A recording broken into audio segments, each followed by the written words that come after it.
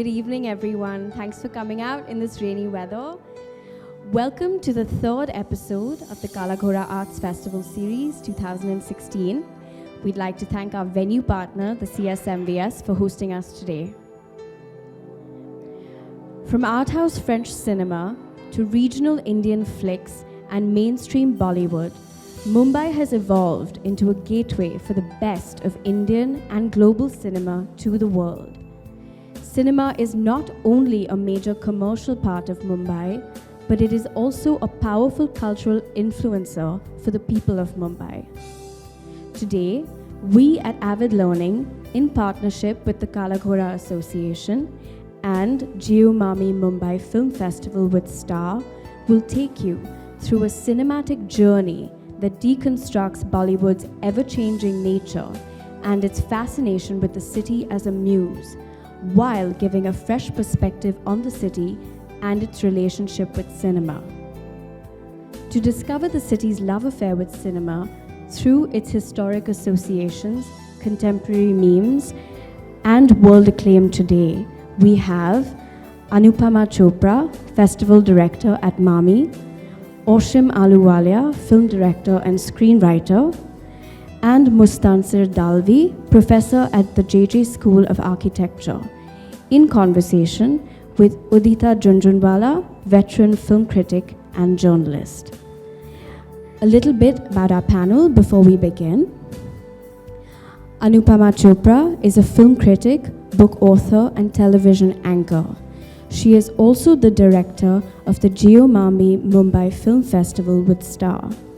She has been writing about Bollywood since 1993.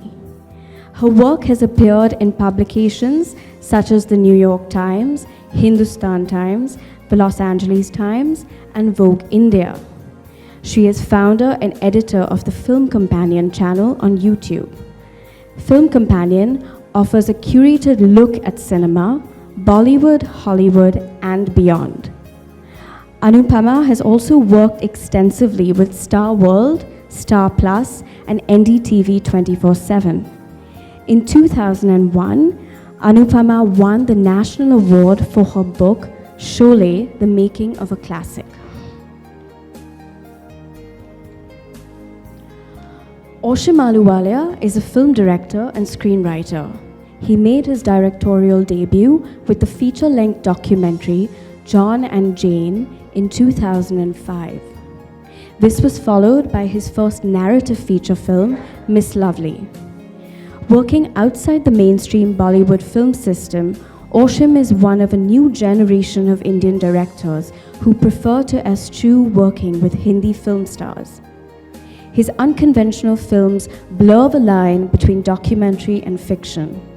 His short films have been shown at the Tate Modern, the Centre Pompidou, and at the Venice Architecture Biennale. Ahluwalia began his film career with a series of experimental films made by reworking home movies shot by his grandfather in the 1950s. He formed an independent production company, Future East, in 2005, which provided an infrastructure for him to work outside mainstream film channels. Ahluwalia was named one of the 10 best emerging film directors working today by Phaidon Press in Take 100, The Future of Film.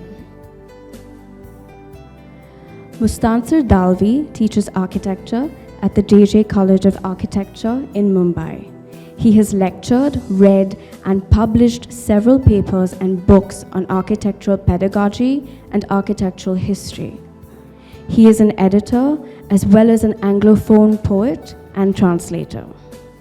Through his columns in The Hindu and formerly Time Out Mumbai and First Post, he casts a critical eye on Mumbai in its current post-planning avatar. Udita Junjunwala is a writer, critic, and author with over 2 decades of experience. Her contributions on cinema, lifestyle, and travel appear in Hindustan Times, Mint, Screen International, Vogue India, Scroll.in, Firstpost.com, and Condé Nast Traveler, among others. She has contributed to 2 books, Women in Indian Film and Bollywood's top 20 superstars of Indian cinema. Welcome to our panel. Now over to you. Okay, thank you everyone for being here. Firstly, let me just do this. That's Oshim, Mustansir, Anu, and I'm Udita. As Avid has already very nicely mapped out this discussion for us, I'm just going to jump right into it. When I think of Bombay or when we travel abroad, there are certain cities in the world that immediately strike us as being very cinematic, whether it's New York or Paris or London or Sydney or Rome, and Bombay is definitely an incredibly cinematic city, I feel. And I think it's also been, over the decades, a muse to many filmmakers, including to Oshim. Most of his films have actually really used the inner cities of Bombay, and even the film he's currently shooting is sort of, he'll talk more about that later, let me not get into it. So I think, let me start by throwing this to each one of the panelists and asking them what they feel the relationship of the city has been with cinema and how Bombay has been a muse through the decades for our filmmakers. I think it's just been this sort of repository of sort of glamour, dreams. I remember the old, much older in the 50s, you had the songs on Marine Drive, and I think there's such a long tradition of Bombay as the dream merchants, the city of dream merchants, the sort of the Maya Nagari, all of it, and it's been sort of mythologized in so many ways in movies, and it's been through the decades where the narrative is always the hero. It's usually about the hero comes to Bombay, and then what happens? It's not that he goes to Cal or he goes to Delhi or Chennai or somewhere. He comes to Bombay because I think Bombay just stands for so much. And it has always stood for so much. And the fact that the industry is based here, I think makes a big difference. And if you think about how many heroes have actually romanced on Marine Drive, from Dev Saab to Shah Rukh in Deewana, I still remember that motorcycle ride down the flyover, and it's such an energizing space, and the portrayals have really changed. I mean, Oshim, of course, has seen and shown us what is not so beautiful about the city. But I think it has layers that other cities in cinema, at least Indian cities in cinema, just have never had. Yeah, I think people of our vintage who grew up watching Bombay Doordarshan and then subsequently the national channels and things like that saw films pretty much on a regular basis, and a lot of the imagery of Bombay became kind of archival in our own minds. So our image of Bombay emerged out of watching several films in which scenes are shot in the city and so on. However, in many, many cases, they are more like stereotypes, so they become these kind of stereotypes or archetypes, whether it is the Marine Drive or whether it is the VT station. Or strangely, I've been seeing films now, a lot of films are shot outside Churchgate. And not only the current avatar, but Churchgate has gone through 4 avatars in the past. So if you see a film like Taxi Driver with Devanand in it, you will see a Churchgate which of an earlier, a building of an earlier vintage, and so on. So it is these different kind of snapshots, shall we say, which built up the larger image of the city. The first flyover, the flyover at Marine Drive. These were the things which also came, and you saw the city develop through films as they were subsequently shot. And of course, now we talk about the Sea Link and so on as the more iconic images. So yes, for me, as a fairly avid watcher of Hindi films, it is that slow development into making an image of the city in my mind as an observer, and of course as a person who lives in Bombay as an inhabitant. I mean, this is I think I would probably say the same things. For me, what I find really amazing about Bombay or Mumbai now is the fact that you have such a gap between the industry's representation of the city and actually what we see on screen. I feel like I grew up here, I was born here, so I'm I'm a city-bred kid. I was a city-bred kid, so I know every nook and cranny of the city in many ways, and I find so many of those spaces are not represented on screen. That's what I find actually very exciting, is that we've had this long tradition of cinema and this, one of the largest industries in the world, and yet we have so many spaces that have never been represented on screen. Like, for example, the current film I was working on, one of the things I wanted to really recreate was the drive-in cinema that we had in the Bandra Kurla complex area, because you don't see that on screen. It's very rare that you see an image of that. And all the kids that were working in production on this movie were clueless. They had no idea that we had a drive-in cinema in the city growing up. It's not been represented. So I just think for me, what's exciting is that there's still so much that we haven't seen of the city on screen. And I think that's what makes sort of the future of Mumbai cinema a very exciting kind of mental space, visual space, I would say.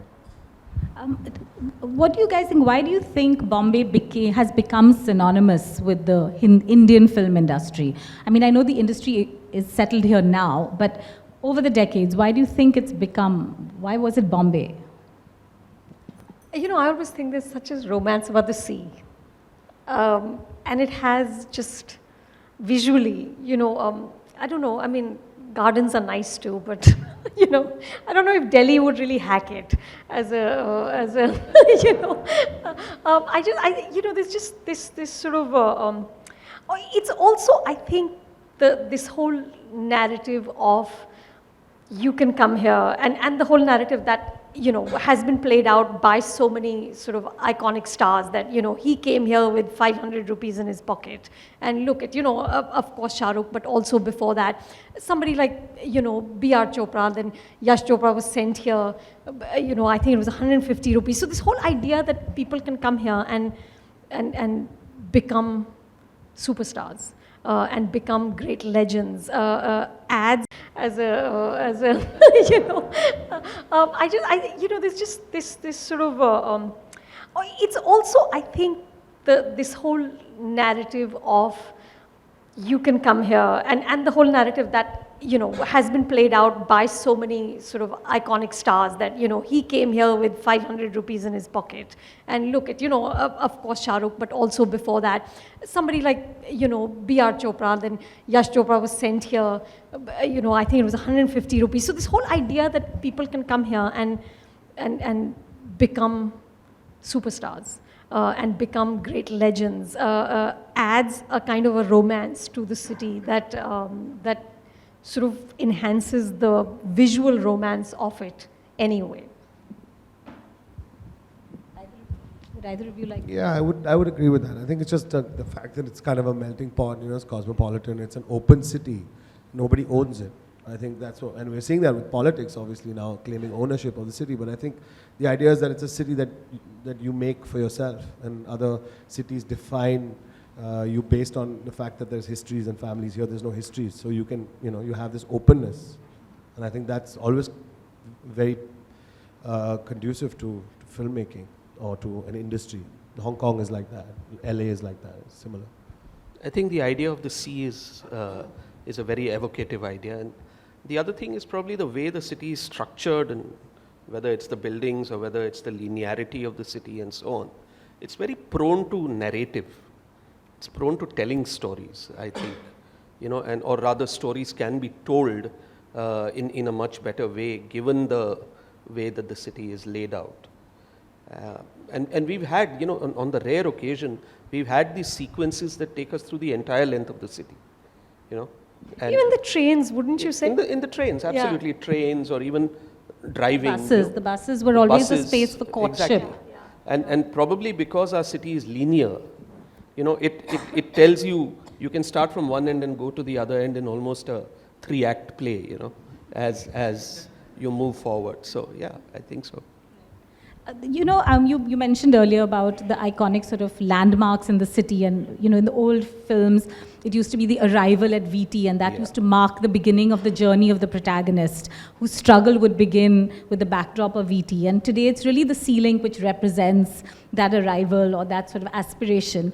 And it's also sort of an interesting graph for our city, which was Bombay and then became Mumbai, and the changes that it's gone through in its many sort of iterations since then.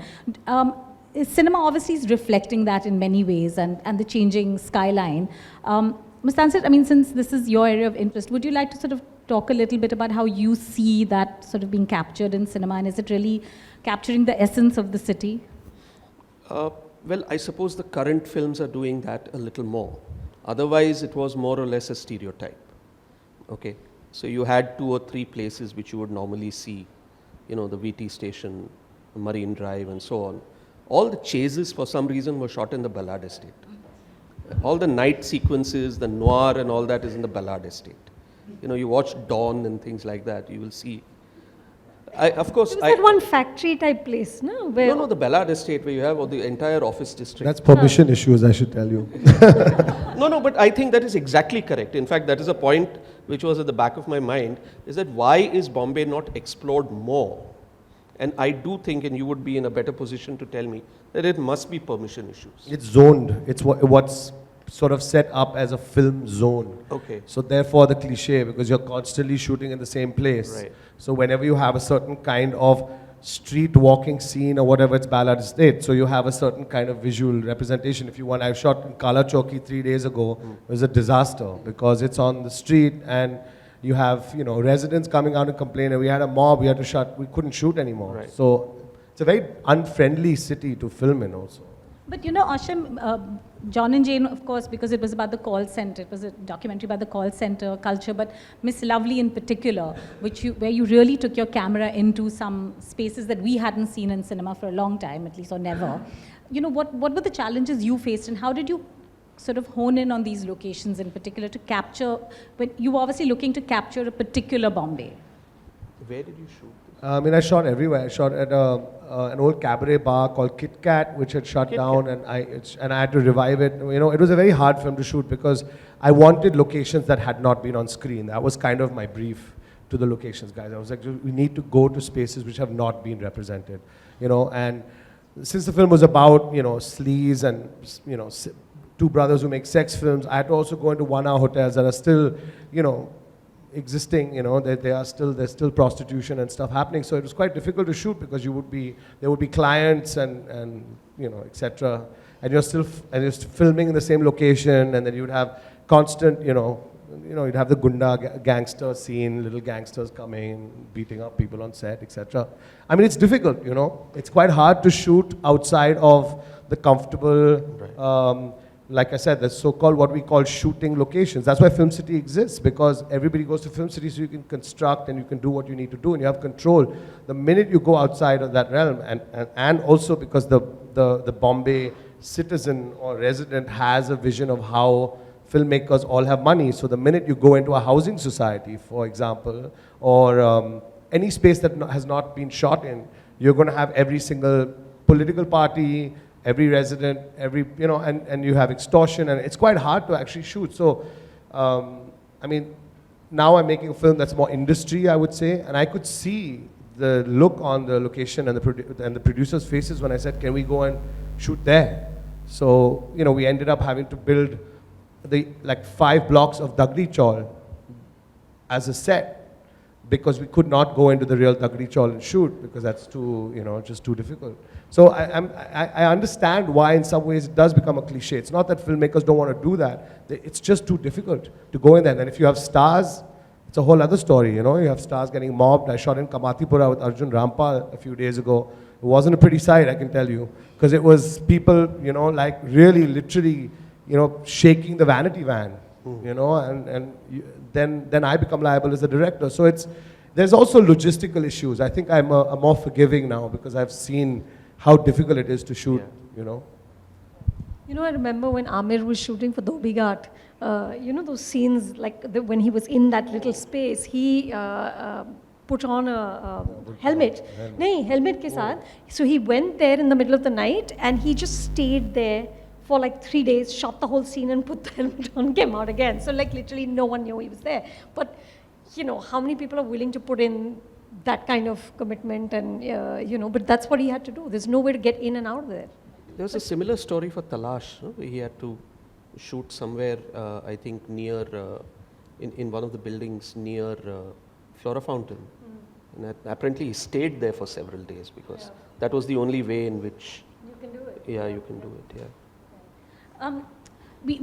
I mentioned this earlier, but you know, the filmmakers from, you know, of course, all the Navketan films we think about the Munna Bhai films, we think about a couple of Amir films. There are many films over the decades which have represented characters, like real Bombay characters, right? Whether it's the Tapori, whether it's the Pandu, whether it's the Catholic auntie in a skirt, you know, the Koli fisher folk.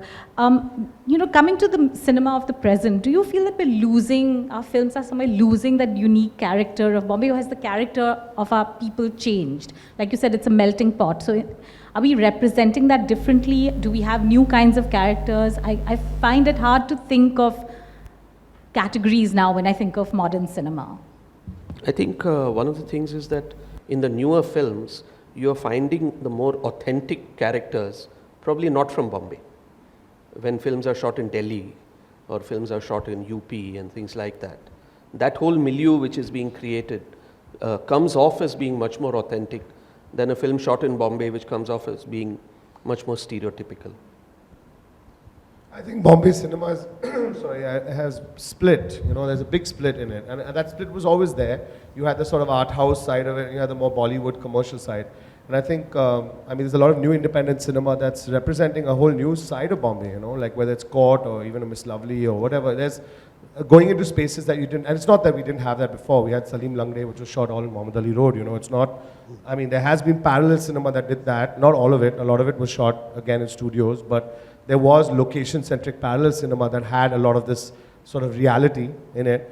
And what's happening, which is quite interesting, is I think that the mainstream industry is shifting actually more towards the independent space and not the other way around. I think that mainstream cinema is becoming a little bit more self-conscious that, okay, this is looking a bit fake. How about we try what they did in that film? And so this, I think you're going to see more realistic representation of this city now than you did 20 years ago. I believe, in the next 5 years. You're going to see more characters that look a bit more familiar to, you know, what you expect a neighbor or a resident to look like. I think Would you agree? I have to say, I just saw Banjo a couple of weeks ago. Right.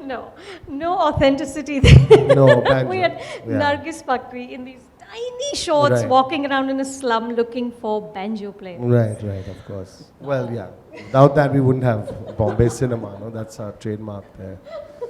But you know, when you think about the old Bollywood, okay, the 80s, 90s, the stereotype was always the colorful Naach Gana, the little cheeky, you had all the stereotypical characters, the one comedian, the one villain, etc. Now it's harder to find that typical Bollywood film, and I kind of miss it, you know.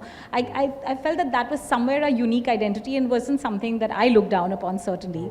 But I think just as cities are becoming homogenized, and you know, Singapore and Bangkok and Bombay and Dubai are all having almost matching skylines, I think somewhere even our cinema is beginning to look more and more sort of uniform. I feel that we might be losing that little edge that we had. You miss villains? I do. I miss villains, not ek villain, just villains. Yeah, I have to say I miss villains too. I don't miss item numbers. I wouldn't miss those, but yeah. No, but you know, since we are talking about Bombay, one of the nice things that we have seen over the years is the performance of ritual on the street in many films. So whether it is the Ganpati festival, or whether it is Dahi Handi, or whether it is the Navratri and things like that, I think occasionally Mount Mary and such events. I think those are essentially authentic Bombay experiences, which have been filtered through cinema in a slightly larger than life way. And those are things I think we do need to keep in some form or the other. Otherwise everything becomes, you know, the call center, white collar kind of imagery of the city. We don't see the inner city that much which perhaps at one time we could see. In fact, what we see now are mostly sky views, drone's eye views of the city, which is no different from drone's eye views of cities worldwide. So the looking at the experience, the lived experience from the ground level, in a sense, is not seen that much. Hashim, do you have a point of view? Yeah, I think somewhere in the 90s, I think when we globalized, we just got embarrassed of the imagery of the city, and everybody decided to just play out Switzerland like it was Bandra, whatever, It started happening, and I think more and more you saw that. You see interiors that had no relationship to any architecture you've ever seen in the city. It went into sort of a 5-star version of your life, which is, I think, what you're talking about. You see that even with films like Dil Chahta Hai, which kind of create a Goa/Portugal thing. And there is this sort of, why Goa is always this sort of place where Bombay people go is because it becomes sort of quasi-European, So there was this other vision, which I think was a reaction to what we saw when I was growing up. All the Bachchan stuff that I loved, which was like Dawn or whatever. I mean, that Chandra Barrett film is amazing. It's so... It's one of my favorites. One of my favorites, And when... Pran is on a wire between two buildings. Amazing. Amazing. The villain, you have to love the villain. No, he was a good man in that. He's not only on a wire, he's on a wire with a rear, with two children, with a rear screen projection that's actually shot locally, which is so great. It's not even like they bothered to actually go and get that back projection from another building, So it's actually quite, and the fact that whole Dhobi Ghat sequence is amazing, Right. The chase. So that's a really good example of when, I think mainstream cinema did it right. It took a space, it took all these archetypes and it set it in a space, a real space. And there's kind of a grunginess to that film that really, that's what makes that film so, in a way it still lasts, that the power of that film, because it's because of those locations and the spatial quality. Whereas other films that you look at, which were made in studios, just look like you can see the plywood walls and it just feels wrong, So, yeah. You mentioned when Bollywood went to Switzerland, so they took the romance from the bus and the train to the Alps. Well, Kashmir And Kashmir, and exactly, or Trafalgar Square. And in the meanwhile, there was a whole set of filmmakers in India, in Bombay in particular, who were finding their own voice. And we can call them the independent filmmakers. So there were films like Bombay Boys, Split Wide Open, Snip, Satya. All these films started coming out from the Dharavi, Sudhir Mishra's film. They all started sort of coming up from the early 90s. And that kind of opened up a whole new space, I think, for the way Bombay was mapped by the independent filmmaker, because they were actually finding, I feel, the more indigenous stories, the films that were dealing with the new urban angst. Would you guys agree with that? Yeah, in the whole Swiss thing happened in like the 90s. It was a post DDLJ thing till about 2001. When K3G was like sort of the climax of that whole thing, and which is when also then Anurag Dibakar and all the people, the directors who came in from outside came in and started to tell their narratives, So I think it definitely at that time, and I remember these films, even of course, Dev's film, English August. No, it's English August, which is considered like the first indie film, so to speak. Before that was perhaps In Which Annie Gives It Those Ones, which is way back in like 84 or something. Yeah, Hyderabad Blues. That was the one that really sort of broke to. But I think they were just playing out in very narrow segments. But I think when Anurag and all came in, it became this whole shift where the mainstream turned around and said, but what you guys are doing is more interesting. And let us look there. And I think by then Switzerland had... Yeah, it was done. It was done, man. Saroj Khan... I miss Switzerland now. I want to see more films. Do you miss it? She's missing villains. You're missing Switzerland. We need a whole retro film happening. You mentioned Saroj Khan. Saroj Khan said to me once that they were in Switzerland and there were like so many units on one patch of road that those lights were shining into their frame, because there were like 3 units set up back to back on one. All Hindi all at films. once, all Hindi films. Different films. Different films. Because it's not even like they were exploring Switzerland. It was that one Chopra lake where everybody just went and shot. So it's ridiculous, it's crazy.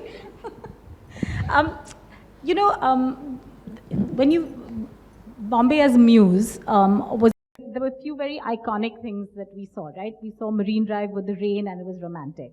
As I mentioned before, buses where you saw courtship, or on the trains. A chawl became like a microcosm of society which represented the struggle and the sort of low middle classes aspirations. Now you sort of see, like you mentioned, the sea link, or you see an under construction building being used for something, like we saw in City Lights or Freaky Ali, or a few films like that have recently used it very cleverly in under construction building, or Wednesday also. And then you have malls, which is where people go on dates and romance each other. So this kind of changing, sort of this shifting city, and is it the aspirations that have changed of the people? Why have we moved into this very, like, I don't know, weird sort of representation of everything?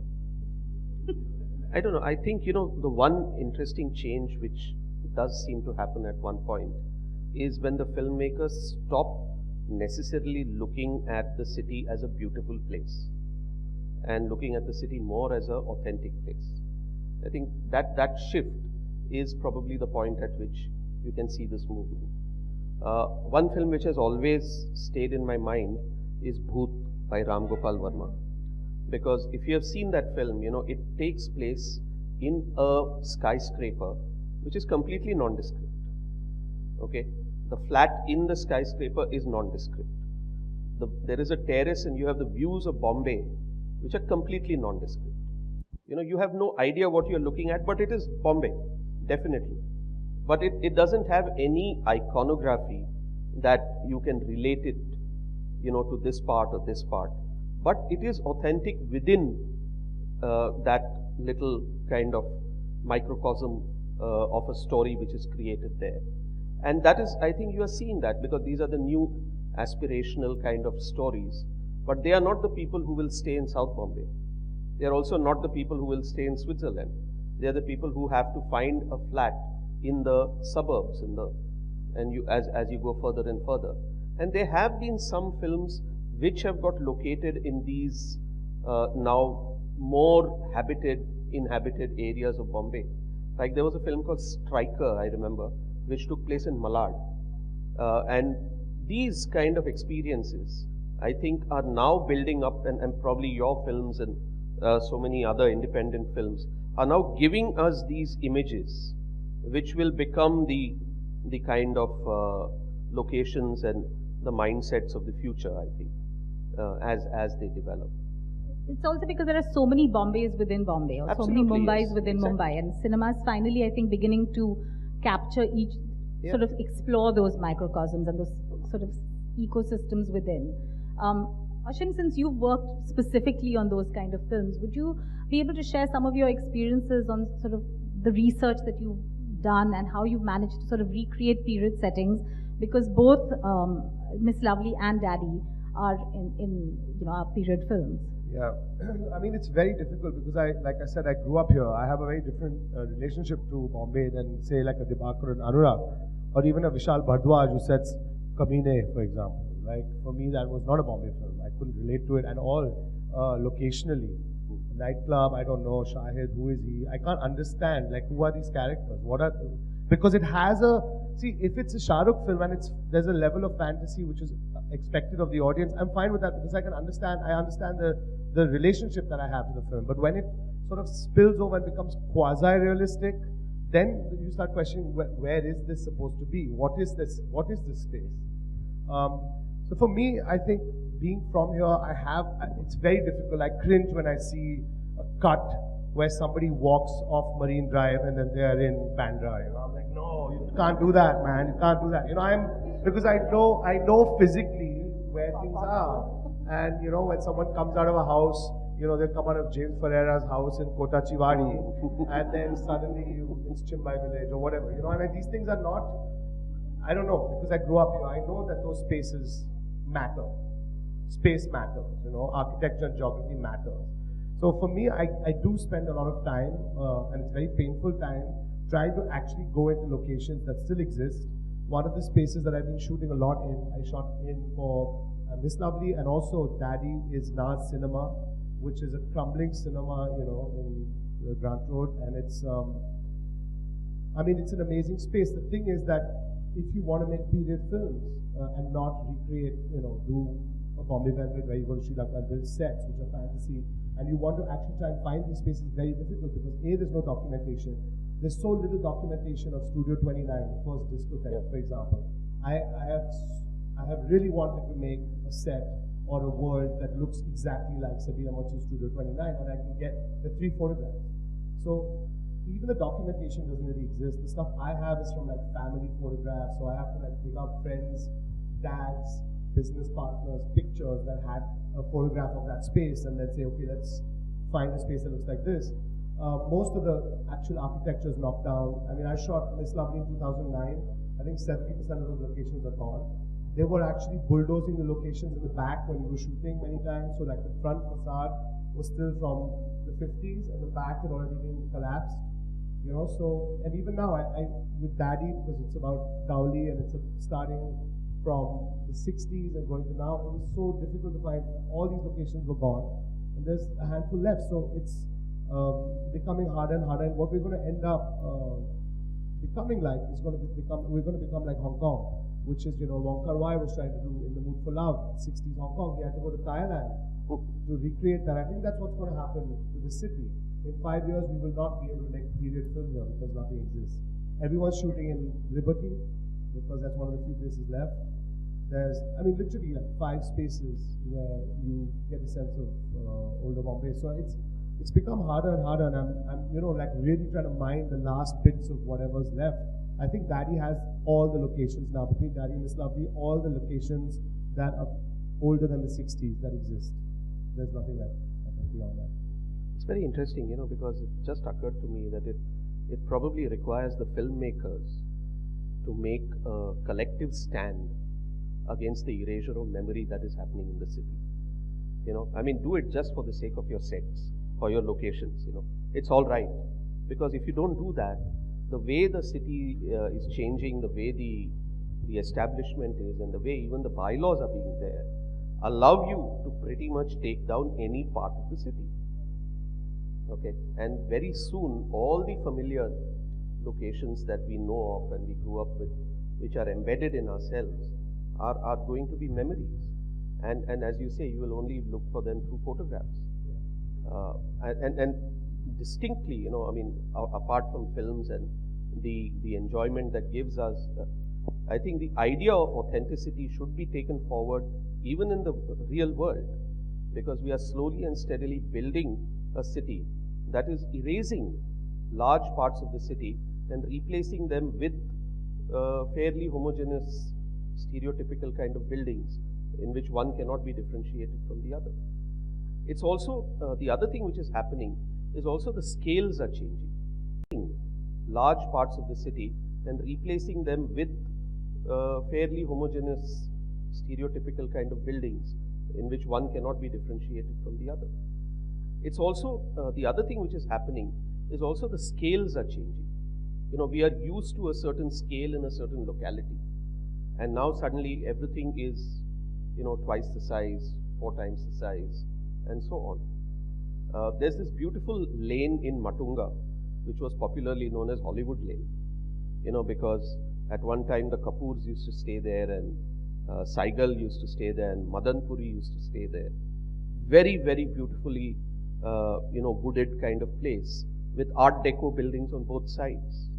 Okay, a large part of that is now being erased because buildings are being broken down, and with the new FSI you can build, you know, 12-story buildings instead of 4 stories, or even worse, 2 plots are being merged together and you can build even higher.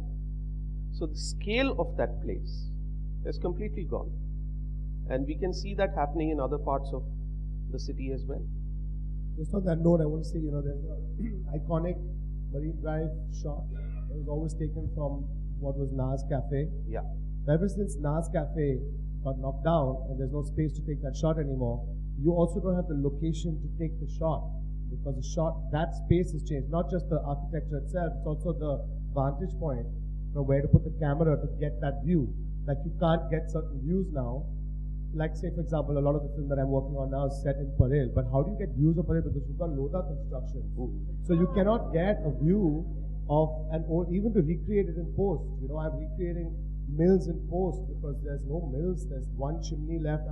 We're like running after that one chimney to get texture to see what the material was that was made of, and then you're building all of that in 3D.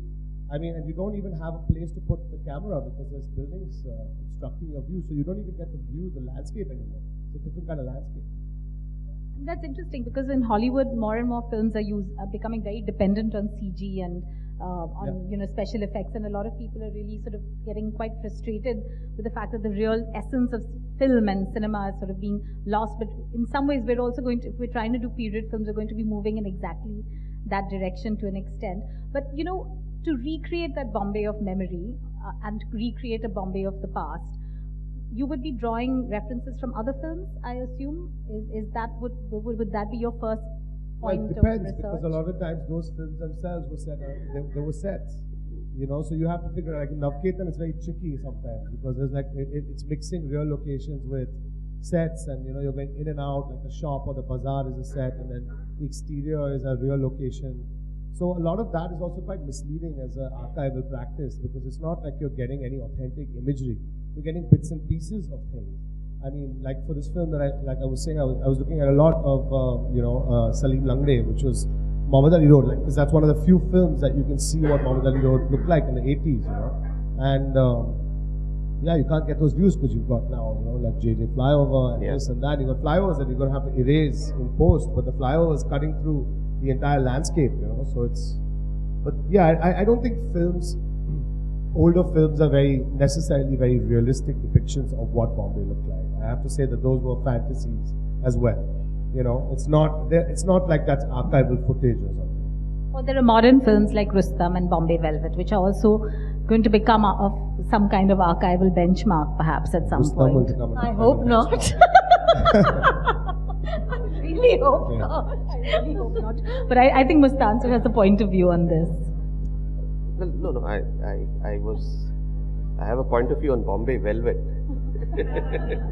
No, it's simply that there is a chronological complete discontinuity over there because the film takes place in 1969.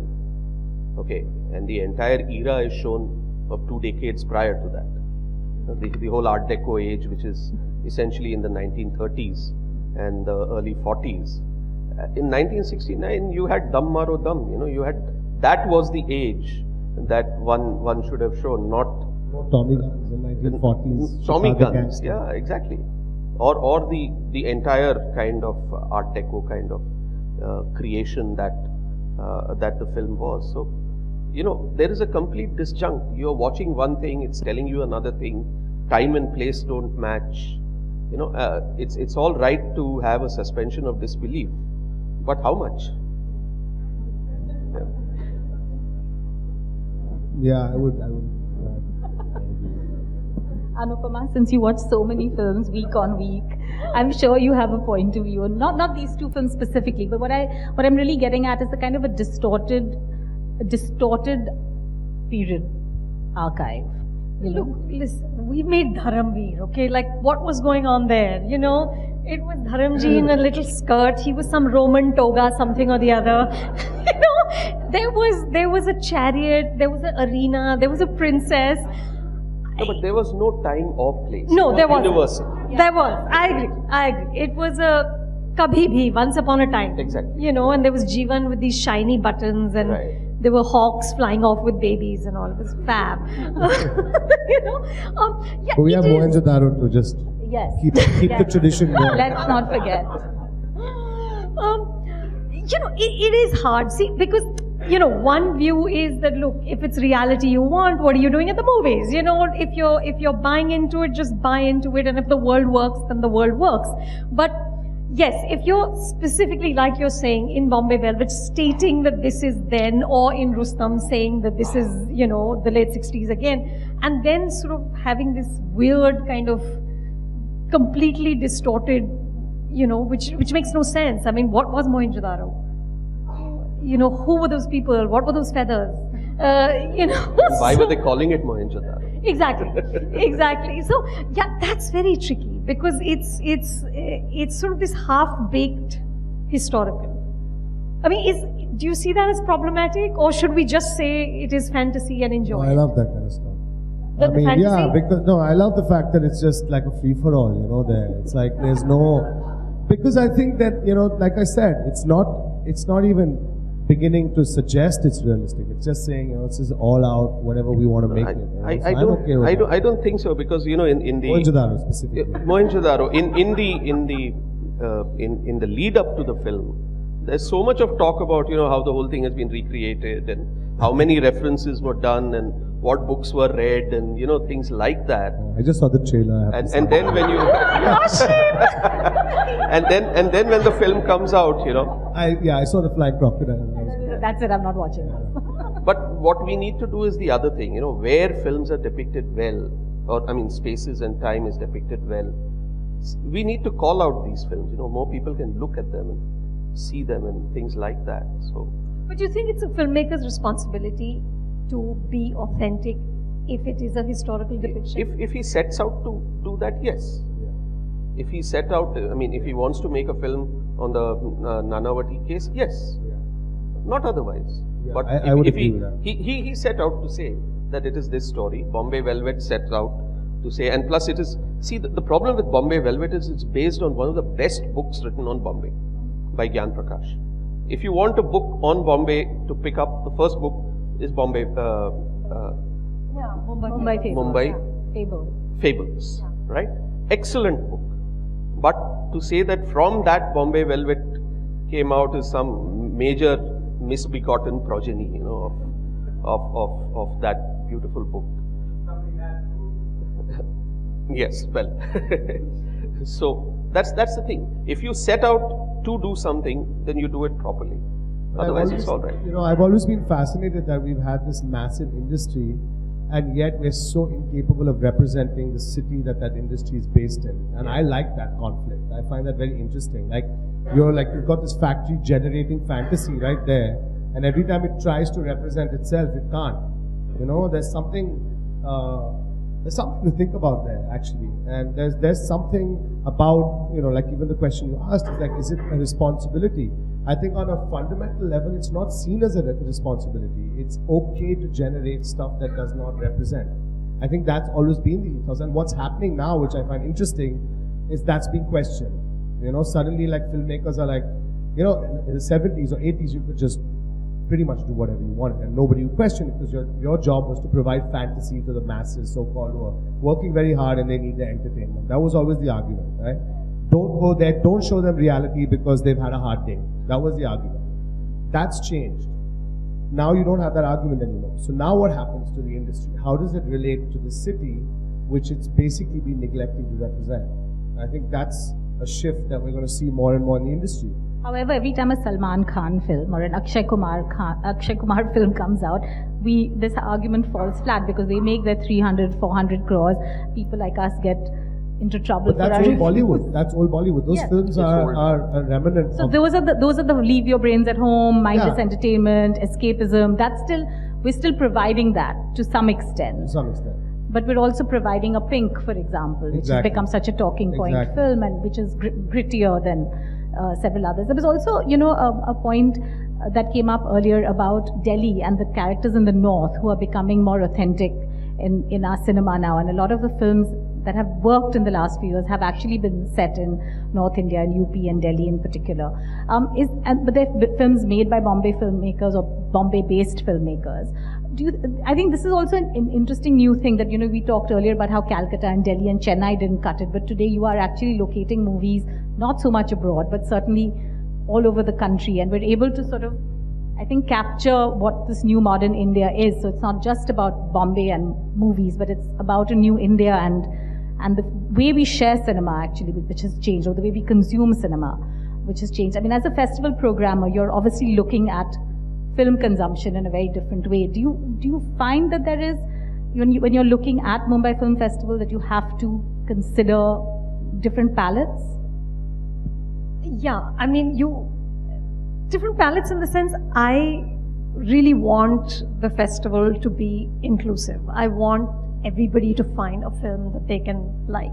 And I think the one thing we struggle against is this sort of slightly old-fashioned notion of festivals being quote-unquote arty, jhole wala, it's only for intellectuals, which doesn't mean that, the opening film will be mainstream Bollywood. But I think it's important for us to look at everything, literally so at Mami, what we want to do is, have a space for, we're calling it the new medium, which is experimental cinema and sort of experiments in film form, all the way to a Mami movie mela, which is like a Comic-Con style ground event for fans.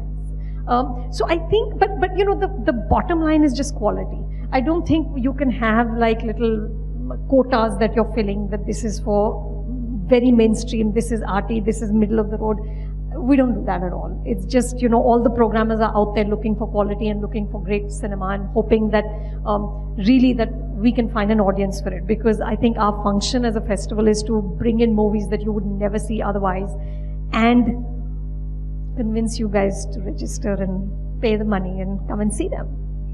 Festivals also cultivate a kind of a film consumption culture, right? They also encourage film consumption. They bind people. I mean, you end up talking to many more people than you would in a normal film screening. You would talk to a lot more people in a film festival. So I think, at least my experience with film festivals is that they're very uniting in many ways, and also Mami has consciously kind of ensured that there's a spread across the city.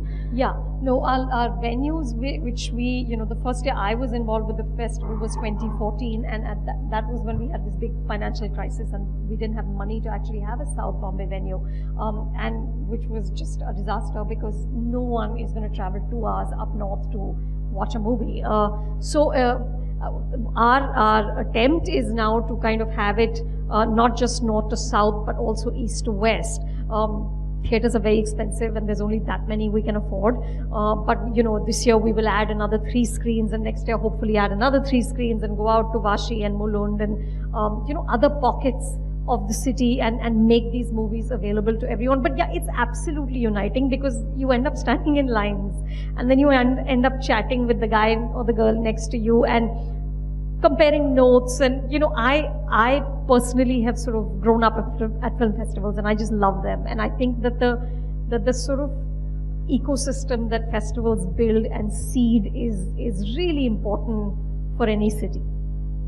Arshad, your films have traveled to Cannes, to Venice. Do you feel that Bombay is one of the few sort of filmmaking cities that also hosts its own major festival? Venice and Cannes not being filmmaking cities. Toronto, I think, is another exception. So, what is your experience been of taking films to festivals, and how does showing your film like Miss Lovely at Mami, how does that help a movie?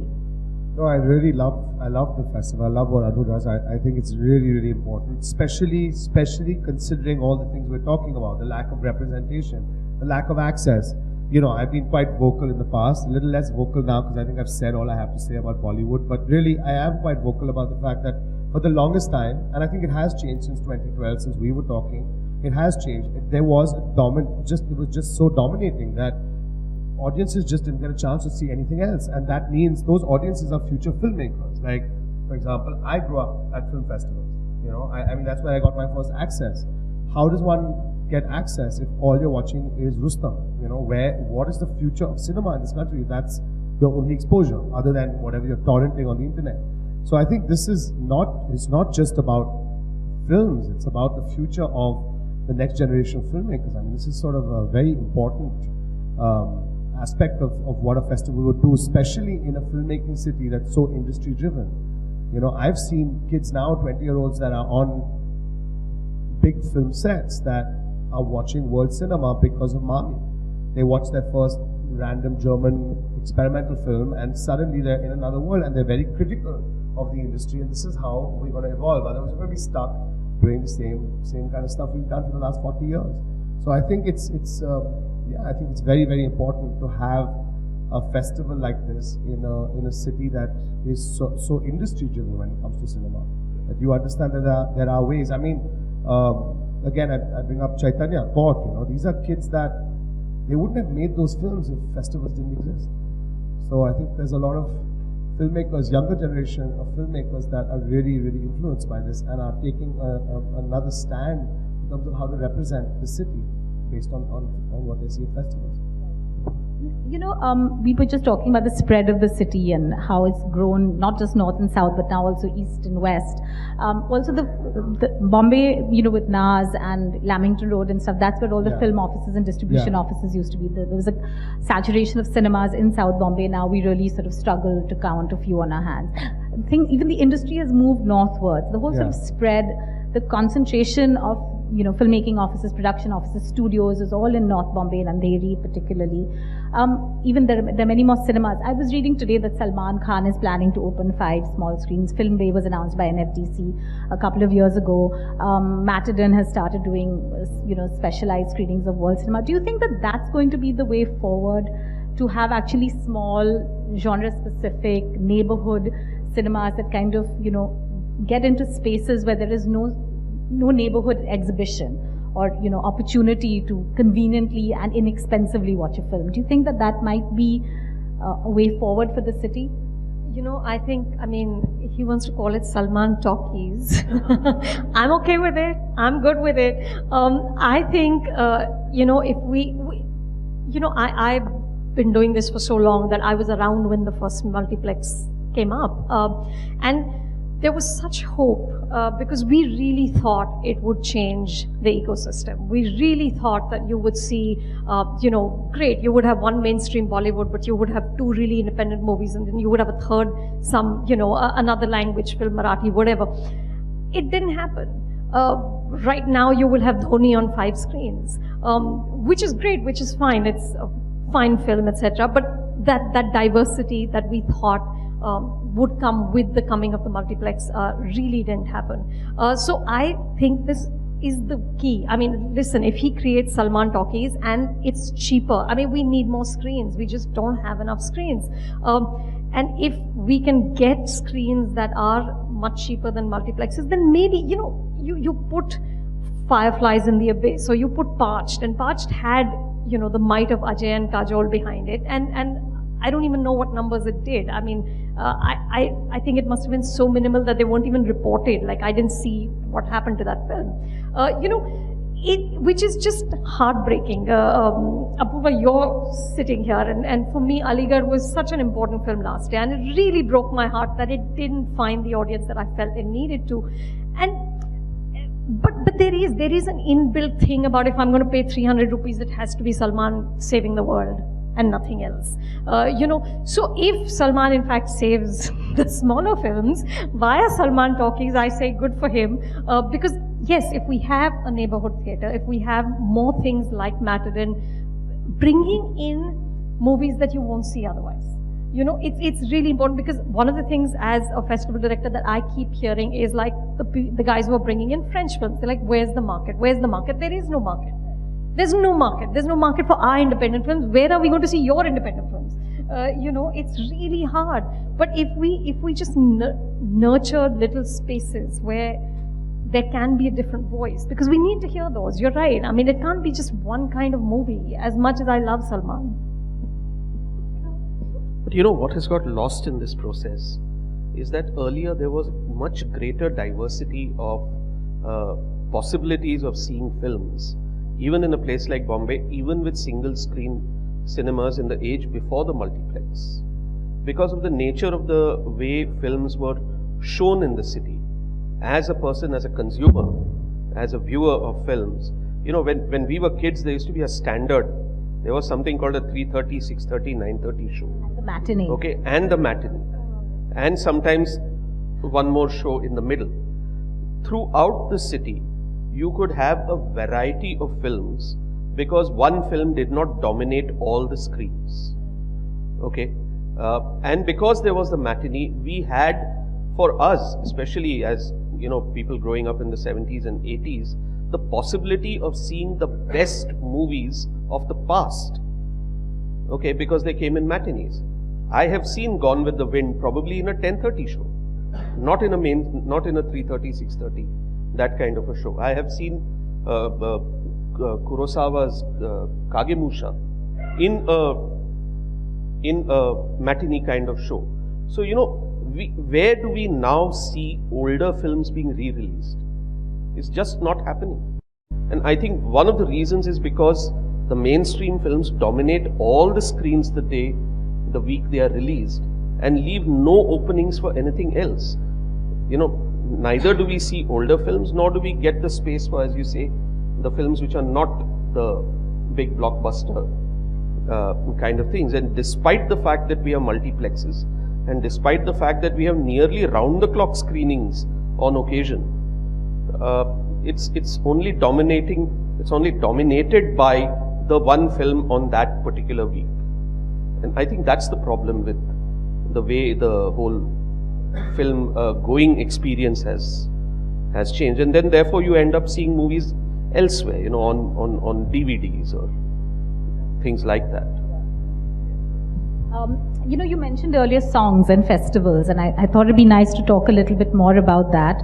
Apurva, who you mentioned, since you mentioned that he's here, he worked on Satya, right? And he was telling me the story of how for the Ganpati song in Satya, they actually shot real time, and they shot actually real footage, and then they decided that it was so amazing, the footage that they'd got, that they wanted to put in certain characters into those scenes, which they then shot separately and then sort of patched it in. I hope the climax of the film, right? Sorry. And also, the way that certain, real occasions are used. And then I find it interesting because you'll have a Ganpati song, which is shot you'll shoot a Ganpati song, and then that same song will be played in the pandals the next year. So it's become kind of like a circular thing, which is quite interesting. Or even a Sairat song, which has got nothing to do with Ganpati, then becomes the biggest anthem in the pandals. But music and songs in Bombay is so, I said, I was saying, when I was making my notes, I said, "Eh Dil Hai Mushkil," and my husband said, "Oh, Ranbir Kapoor." I said, "No, the Johnny Walker song." And we're already, our memory, our reference is already changing, unfortunately. But music in Bombay has had such a close relationship. Do each of you have songs that you sort of think of immediately when you think of the city and an emotion that comes with it? Definitely the Johnny Walker one. Definitely. I mean, no, it is not Ranbir Kapoor. No, there is one very generic kind of thing which we have in Hindi films, and that is the Bombay Darshan song. And this is one of them. There is another one in Dawn. And I think there are... Mumbai Nagariya. And several other films way back in the 1960, I think. There's a film called Son of India, in which there is a song in which you can see the original Kala Ghoda, because that song takes place in what we now call the parking lot of the Kala Ghoda. Yeah, it's rather sad, isn't it? So we have had this kind of songs over a period of time which were specifically to show you, Bombay in all its various iconic kind of ways. And I don't see this in many other cities. I don't remember that we have songs which do a Calcutta Darshan or a Delhi Darshan, something like that. I mean, way back I remember there was a Gujarati film whose name I have forgotten, which had Asrani in it, who was a rickshaw driver. And there was a song called Ahmedabad Batau Chalu, Gujarati film, and which went through all of Ahmedabad. But Bombay is the place where you can get this kind of, so even Munna Bhai actually gives you, glimpses of this kind of Bombay Darshan. But for me, the other Bombay song is the one from Gaman. Farooq Sheikh is in the Seene Mein Jalan. Yeah, I think that's just a beautiful song that really captures the city and the difficulty of being here. Ashim, do you have one? Mine would be Amol Palekar in Garonda. The Do Deewane. I like the Ganpati song. I just did a Ganpati song for the first time, which is quite crazy because I am so far from that world. But because I was making a film about Arun Gawli, and he's very much based within that milieu. He used to have a big Ganpati every year in Dagdi Chaul, and that would be interesting to do a Ganpati song from the point of view of a gangster's Ganpati. How does that work? Because that has Ganpati a gangster? Well, it's within Dagdi Chaul, so and it's hosted by Gawli, so it has a very different kind of weight. And we did do the similar thing that we just mentioned, the idea of going out and shooting during, so I was just shooting during Ganpati on the streets and working with that. Salam Bombay also does that, by the way. Salam Bombay has that, I think, moment where the kids are in Ganpati and it's shot as it's very documentary style.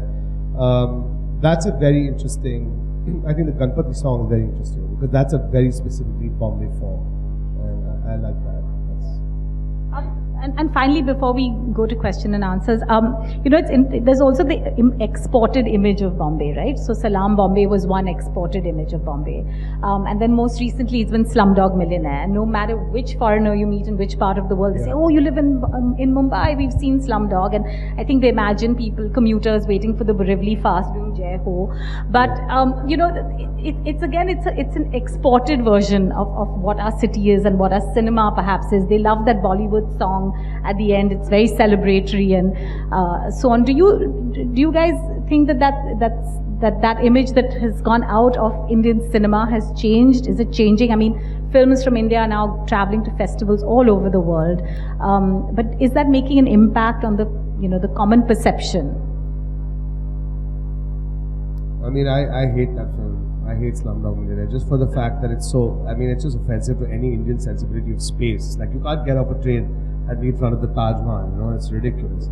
So it's clearly not made for you if you're Indian. Like, that's what that film says to me. It says, hey, it's not for you, okay, don't talk about this, let us go out there. So there's something annoying about that because it's not inclusive of the audience of the space that it's made in. It's not like we're all watching it together. It's a bit like using that, like a lot of the Raj colonial period films did, like using a space as wallpaper, backdrop.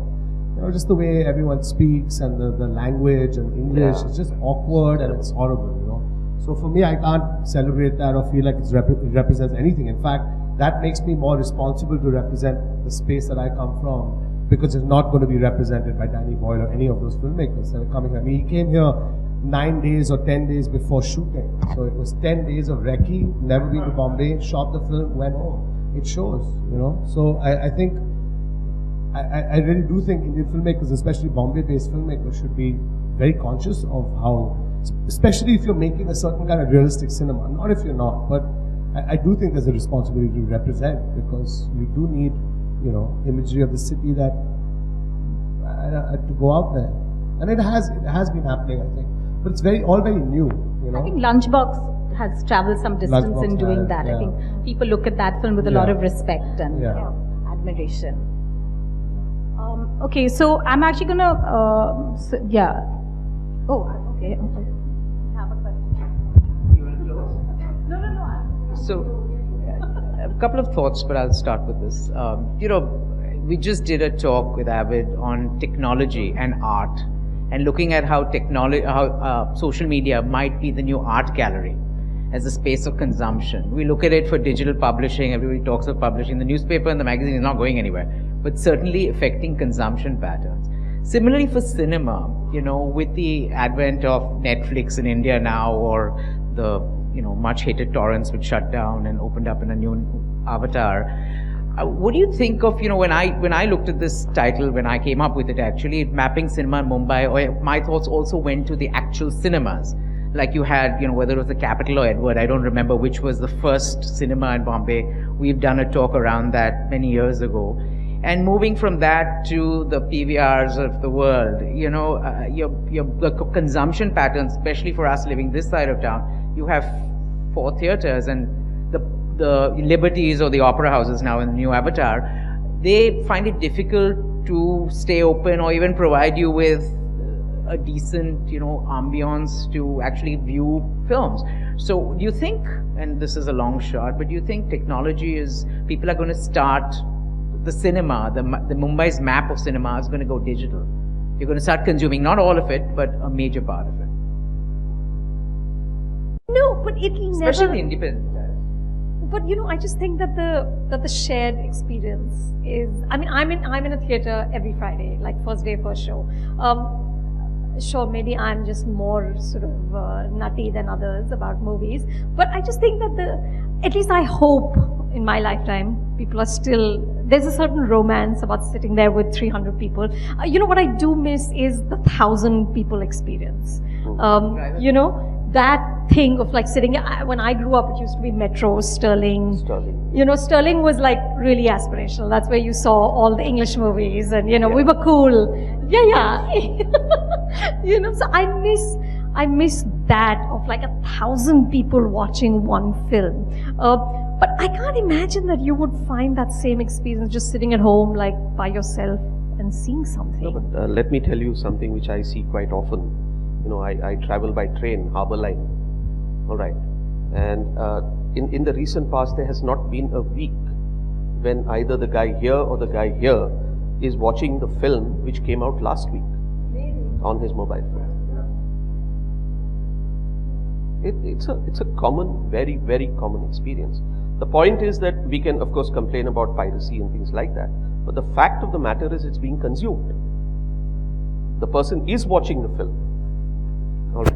And the film is being, you know, consumed by a large number of people in this way. So it's not that people have rejected cinema or something like that. It's simply that they have transformed the way in which film watching goes. You know, when we were kids, the desperation to see a film was at its peak. You know, we would stand in line a week before for buying tickets and things like that. I think that has now converted itself into these alternatives.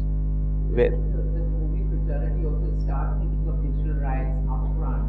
So, you know, previously Sure. it's go to DVD, go to the plane, the DVD, then you know, full version or whatever. Yeah. But now I think the digital rights have followed the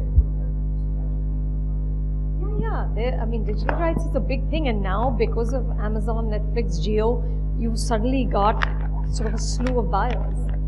You know, so. But you know, I mean, to see a film like Pink in a theater, or to see, you know, something like Neerja. I mean, I don't know if you saw it, Udita, but when I saw it in the theater, it's the first time I've heard people sobbing audibly. Which film? Neerja.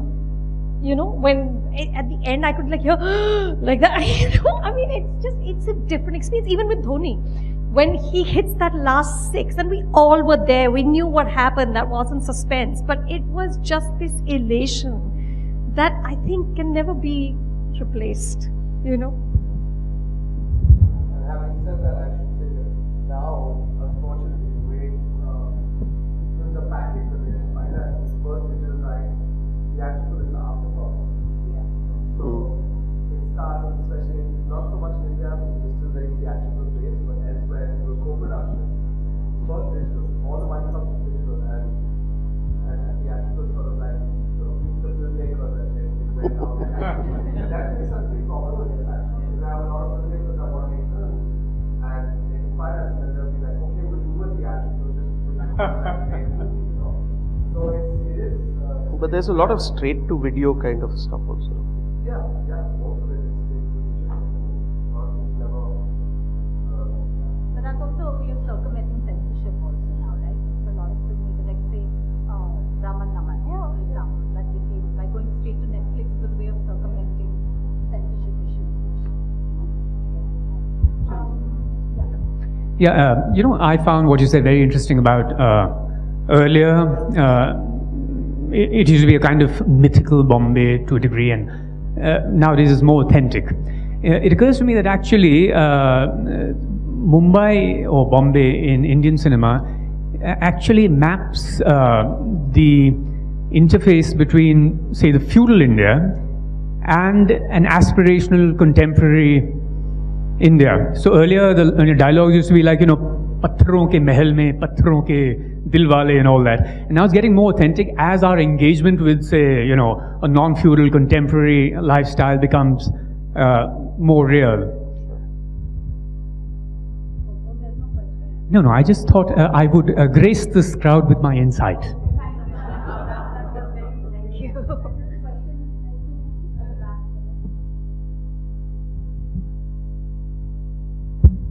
Hello. In 70s and 80s, there was a parallel cinema like Earth and Sharans were made by Mahesh Bhatt, and people working like Nasruddin Shah and Om Puri working in parallel cinema. Right now, I see even those have come to commercial cinema due to financial things. So, would new filmmakers dare to make like content-based cinema these times, like Ashim? I think there's a lot of new independent there is a lot of new independent cinema coming out of Bombay. I think we've seen that in the last few years. The question is, again, it goes back to distribution. I mean, what happens is people can make films, but how do you distribute? Because you've got the dominance of one type of distribution model. It's like if it doesn't hit 3,000 screens, it's not liable. I mean, even in Aligarh, for example, for me, which is quite a commercial film, the fact that a film like that does not have a wide enough audience, so it cannot be distributed appropriately. And I don't think it's really about that nobody wants to see it. It's about the way that the model has been constructed. You know, we've always had a very, very kind of monolithic style of, it's like one star, one heroine of the moment, then there's a second star, and this is the director of the moment, and this is the film that everyone has to watch. So, and that's changed because audiences have become more fragmented, people have different tastes. That's why the single Bollywood film had everything. It had the song, it had the comedy, it had the drama, it was that one film doing everything for everyone. And I think with that model, you're not going to have individual voices. You're going to have that one film that's supposed to be a blanket entertainment kind of product. And I think this transition has not happened successfully in India. We've not been able to, we have independent voices, we have new forms, but the distribution model is still like from the 1950s. And I think that is where, you know, Netflix and all these guys come in and they just realize that. They're like, these guys are like, you know, this is a 60, 70-year-old model. It's not going to work. There's no art house cinemas, there's no independent cinemas, there's no micro distribution like there is elsewhere. And we're still reliant on those three guys. Now PVR is going to start producing films because they have all the chains. So it just becomes always a monopoly. And I think with this system, there's no hope. The only hope is digital, unfortunately. You know, that's the only way it's going to happen.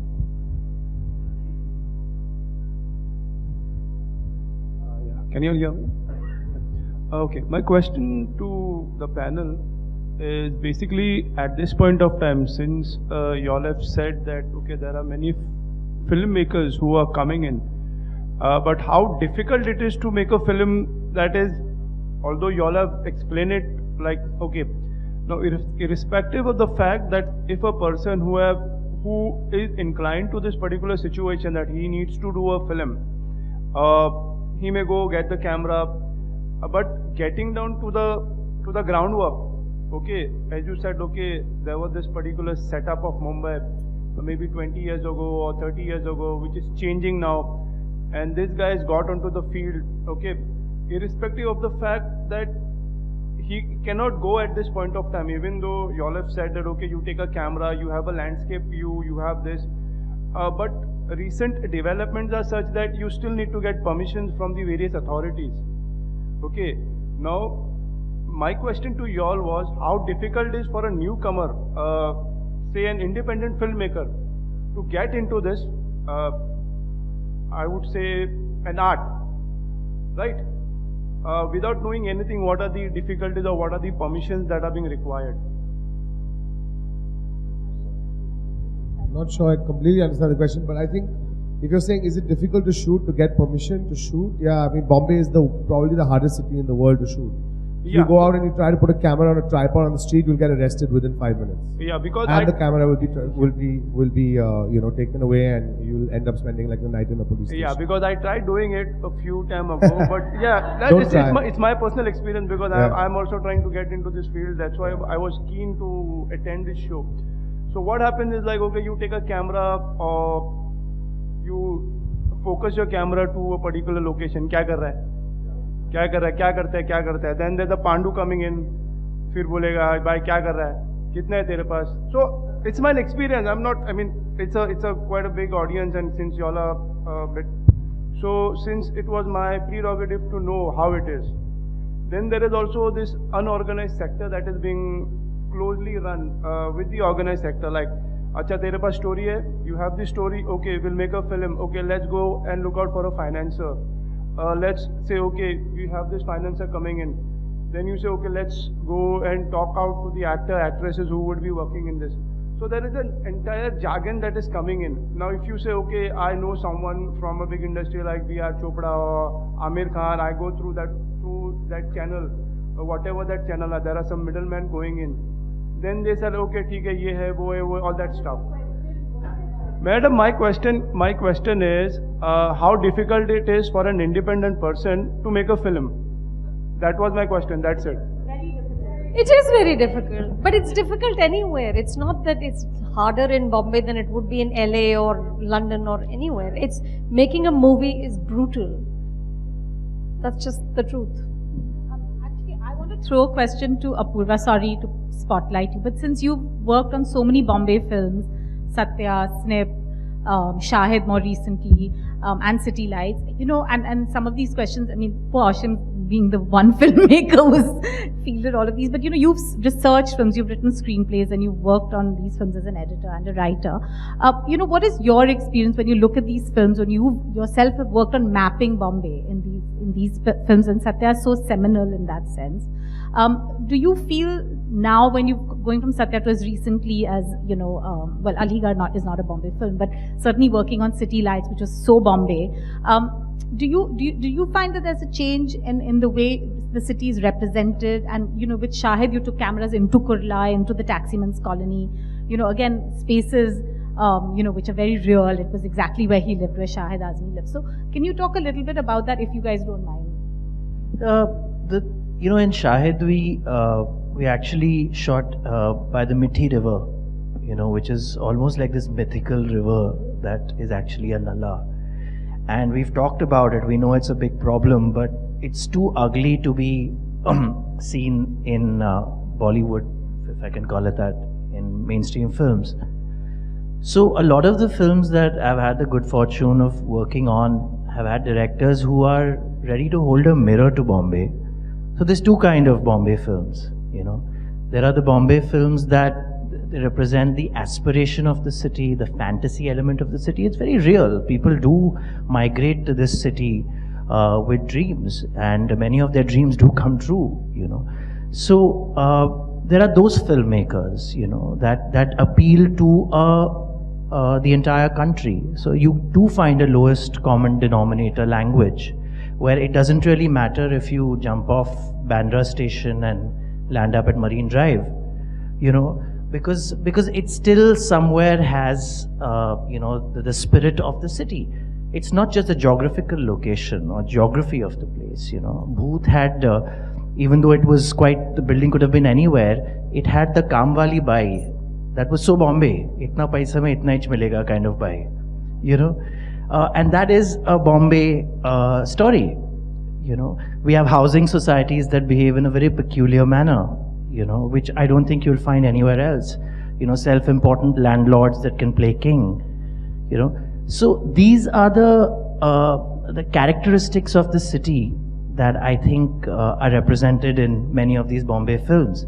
Jani Bhi Do Yaro had the bridge and the builder nexus, you know, that whole mafia, which hasn't gone out of fashion. It's still around in a different kind of a disguise, you know. So it's these elements, I think, that make the quintessential Bombay film. So even if the landscape changes, you're still going to have housing issues. You're still going to have those migrants that are going to come here to think कि मैं अंबानी बनूंगा, मैं ये बनूंगा, and they're sleeping on the sidewalk like in City Lights.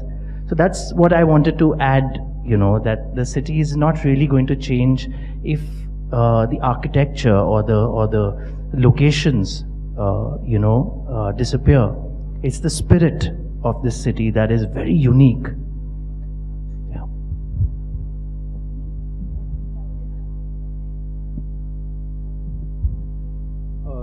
This question is for Anupama. I heard you in when Kangana Ranaut was, you know, interviewed by you at Bandra when the book was released. So yeah. Now, see, Vaidya Rahman also wrote her own book.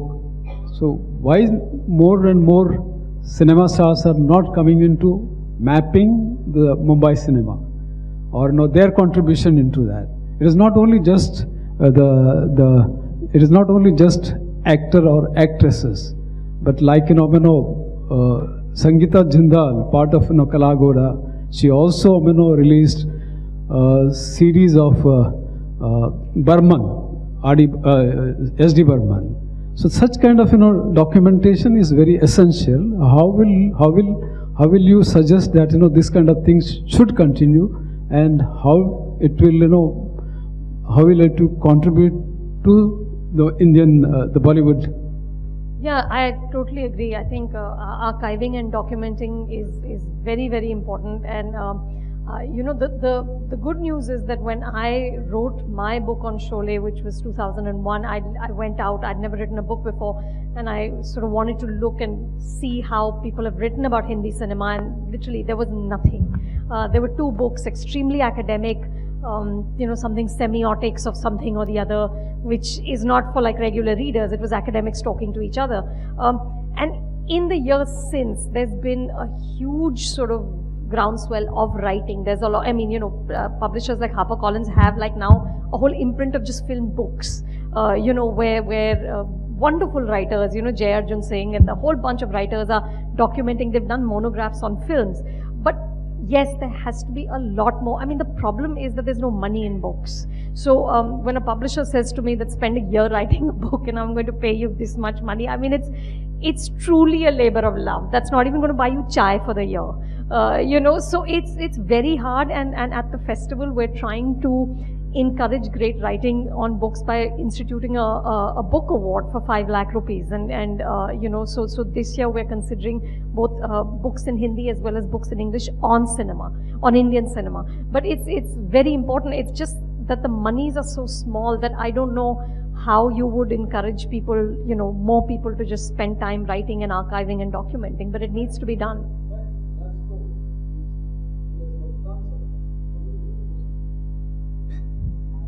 Now we know, yeah. That will be the next panel. All right. Well, I'd like to thank our panelists for taking us through this journey of cinema and the city. Very exciting. A special thank you to the museum for hosting us, to the Kalagar Association, and now they're going to read this one, to Jio Mami Mumbai Film Festival with Star. Yes. Thank you. Sponsors are very important. The next episode on the series is Art Maps of Mumbai, Charting the City. That's on November 3rd. Please join us. But before that, you must go to the Mami Film Festival, launching October 20th at the Royal Opera House, a space that's very, very close to us at Avid. Some of you all know the reason why, others will know soon. But there is more information outside, and we hope to see you soon, and have a wonderful evening. Thank you for coming.